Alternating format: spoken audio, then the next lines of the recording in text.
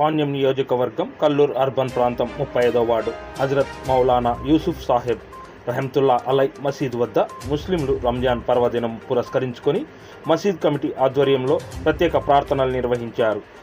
ఈ సందర్భంగా Panyam MLA TTD ధర్మకర్తల మండలి సభ్యులు కాడసాని రాంభూపాల్ రెడ్డి హాజరై ప్రార్థనలు చేశారు. అనంతరం ఆయన మాట్లాడారు.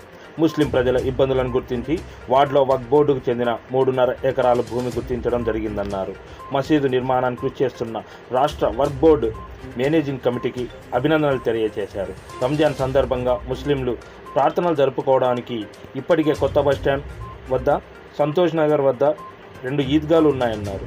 ఆ ఈద్గాల వద్ద ప్రార్థనలు జరిగినప్పుడు ట్రాఫిక్ అంతరాయం ఏర్పడుతుందన్నారు.